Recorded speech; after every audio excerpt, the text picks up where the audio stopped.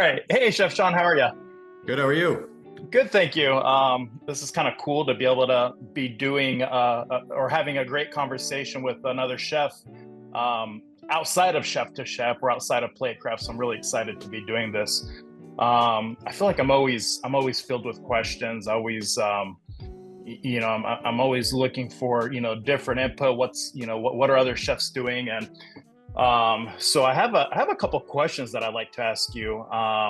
I guess the most important question right now, and I hope you're able to answer this. But I learned this question at an interview, and so funny story, is at Myers Park we have about 20 of the top managers, at the club, bunch of directors in the room, and I have this buddy Mario that decides to ask a question at this interview to hire a new, I think it was a food and service director or dining director.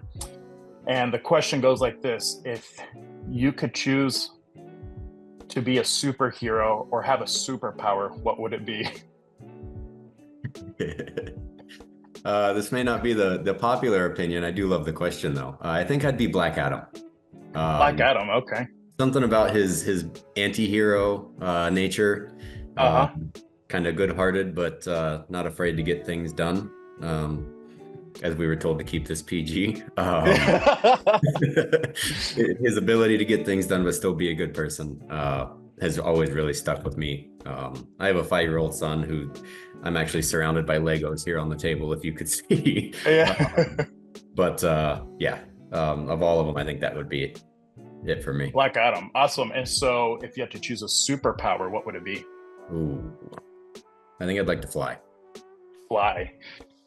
That's cool. You know what? I think that was my response when Mario first asked me that. And so funny thing is I've kind of adopted this question when I interview people now. I figured if Mario got away with it at this super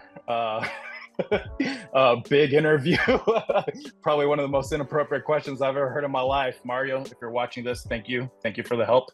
But I ask it now. I tend to ask it during my interviews, and I've noticed that my first 2 months down here in Florida at Mizner Country Club, I came in needing to hire a lot of people. And so I spent like the first 3 weeks probably just interviewing people almost every single day I was at work. And I noticed a lot of them started to come in just very uptight and very nervous. And so I was like, man, I need to let these people know that's okay. Like, be yourself. Like, I don't want to see this fake you, I know these line cooks aren't going to behave the way they're behaving at that table in the interview, So I try to get them to break out of their shell. And so I really appreciate learning that. And, I'll ask them if you could choose a superpower, what would it be? And then, you have those, 80%, give me the funny response. And then you have the 20%, oh, well, I wish I had super speed so I could be Flash, so I could, prep all my station in 1 hour. I'm like, okay, you're not getting the point here. Anyways, I think you might have a question for me. I do. In what area of your role as executive chef do you find yourself the most challenged? Most challenged. I think for me is feeling like I don't have enough time. I feel like I'm constantly just running, going. So right now my challenge is I'm trying to find that balance to care for my young family. I have a almost 3-year-old and an almost 1-year-old at home, and we've just made this big move, so we've kind of left a lot of friends back in North Carolina, and I think it's just trying to reach and fulfill all the needs that I need to fulfill, not only at work, but also, at home with the kids and making sure I'm present. So I would say it's, if you want to call it time management, or maybe just not having enough time. Yeah. It's just trying to make that decision, can this wait until tomorrow because I haven't seen my kid all day or 2 days? So sometimes making those hard decisions of manage your time, right? As a single father, I respect that answer a lot. And I know your pain. Yeah, it can be tough, especially in this job. How many kids do you have? One. One kid. So you have a 5-year-old, you said? I do. We are at the stage where every instruction or direction is the start of a negotiation. Oh, really? So I have another question for you. What's your favorite food memory from childhood? From childhood. Or maybe just growing up? Oh man. Honestly, standing on a stool next to my grandmother, she always made this what I knew as a coffee cake, but as I grew into a professional side of cooking, it's a standard monkey bread, but it's a recipe from Hungary that they brought with them.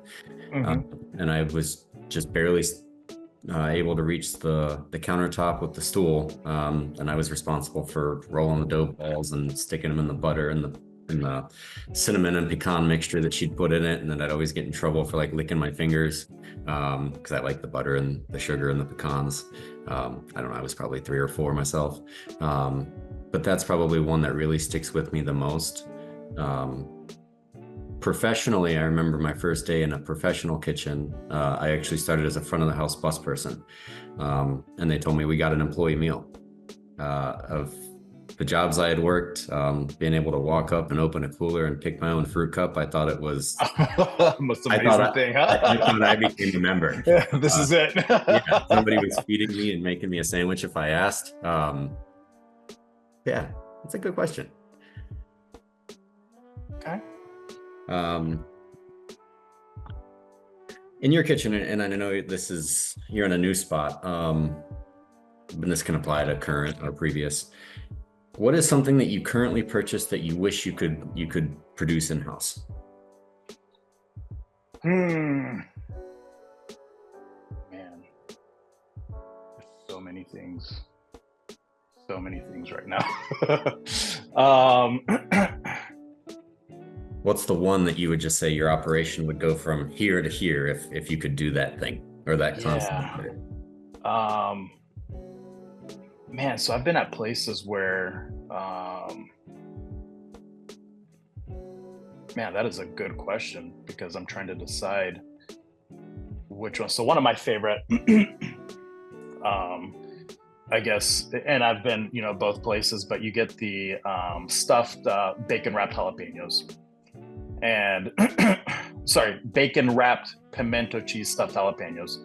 And I remember purchasing those for a bit just because, some situations you have the staff to do it. Sometimes, you don't have the staff to be able to produce it in the kitchen. And so I remember when I started working in Winston-Salem, I walk into the kitchen, I saw them, a whole bunch of jalapenos out on the table, stuffing them with pimento cheese and wrapping them with bacon. I'm like, yes, like this is what I wanted. I'm so happy I have a pro here. So I think like that's probably one of my favorite hors d'oeuvres. Is the pimento cheese stuffed jalapenos that are wrapped in bacon. So I think it's just so much better, especially when you have your we have an in-house recipe for pimento cheese, and then we stuff the jalapenos and get some amazing Newski bacon. So I would say that's probably one of my favorite things, and I think can taste so much better because most of the time when you're buying it, it's just wrapped in the worst bacon you could ever possibly eat in your life. And so when you have an amazing like Newski bacon, something really nice and smoky and better texture, I think it can just elevate that hors d'oeuvre by 10. Fantastic. All right. You know what? I lost my notes here. If you weren't a chef, what do you think you'd be doing? Or what would you do? Honestly, I kind of fell into hospitality, kind of by default as need for a job as a young man. I'd honestly probably have done something. I mean, I've been a scuba diver, spear fisherman. I think I got certified at the age of 12. No way. Yeah. I mean, why they handed me a spear gun when I was 12 years old. But lobster diver, I don't know. It's always a thrill about trying to get the fish and then try to make sure there's not a shark behind you looking for the same fish. Oh my gosh. But probably something with that. Professionally, as far as like a true source of income, I really don't know what I would do. Um, Sometimes you just feel like you were supposed to do something, and that Hmm. specific thing is what you fell into by default. And Yeah.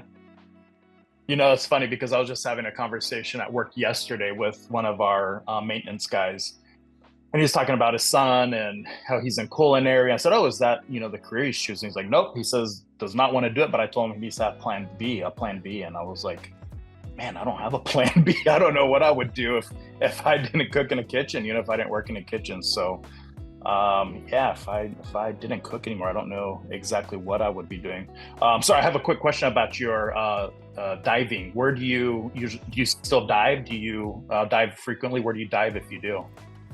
so it's gotten less frequent, especially since being a father. Hmm. But I come from Florida originally. Okay. Naples was my primary mentoring ground, so to speak, through the Ritz-Carlton and some of the platinum clubs down there. High concentration of luxury clubs there in Naples. But I've been all over Pompano Beach, Fort Pierce for big lobsters, golf diving, but the golf some days you can't see your hand in front of your face. And if you want a more unnerving feeling, be 30, Yeah, 40, 50 feet seriously. underwater and you can't see what's above you and you can't see what's next to you. And um, but yeah, I've been all over Florida. A lot of probably 150 dives plus throughout the Keys. A lot of time underwater down there. Wow. Yeah, that sounds. I've always wanted to do that. There's this spring out in Central Florida. I feel like it's out in DeLand, but it's a huge diving area, and I always thought it'd be cool to like see what's down there. But I've never had the nerve to actually give it a try. So that's really cool that you do that. You should try it. Very good friends of mine own the Florida Keys Dive Center. Okay. I think it's technically Tavernier before you get to Alamorada. If I can ever set you up, I mean, they do snorkeling and stuff too, and shallow reef wrecks, and I don't know, definitely something to get Wow. into as a new Floridian. I know you said in the Keys. Yeah, Oh, that's cool. So I've never been to the Keys. I'm like, I can finally get to the Keys. I'm still far, but so much closer. so definitely hit like the middle islands. In the beginning, it's Touristville, and then Hmm. at the bottom, because of like the Key West Express and some of those transit bulk abilities to get there. There's another term I'm looking for, sorry. But the middle keys are the authentic ones, where there's Okay. typically no chain restaurants, nothing but mom and pops, nothing but Hmm. locals, making good food, where you see the boats pull up right to the restaurants and actually sell right to the restaurants directly from fishing all day. Can't beat it. Man, that is cool. That is awesome. Can't wait. So I think for my third question, I think all of us in the industry who know you or know of you know that you were notoriously mentored by Scott Craig. Hmm. Who would you say outside of Chef Craig would have an equal or like secondary level of impact on your career? And it can be maybe somebody you worked under the tutelage of Chef Craig, or I mean, it could be a Hmm. sous chef you have now. Um, Yeah, I mean, man. Yeah, so Chef Scott is definitely the. I mean, I would say the other person that I go to, um, probably one of the only other people I really chat with when I have issues is Mario. He was the chef de cuisine over at Myers Park as well, and so we were both. I remember when our executive sous chef there first moved on, and we have Mario Trujillo and we have myself as chef de cuisines. Mario's running the banquet operation and I'm running the a la carte operation. And I think the thought was, crap, like these guys are gonna get cutthroat and see who burns who first, because they want to they both want to move up, they both maybe deserve to move up.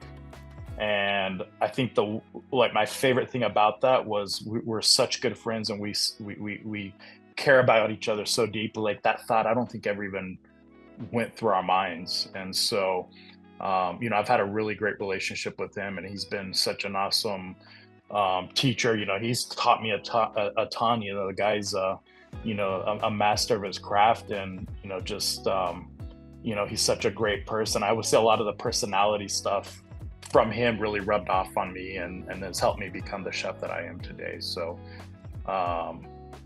yeah, I would say probably Mario. Mario's my number 2 guy there.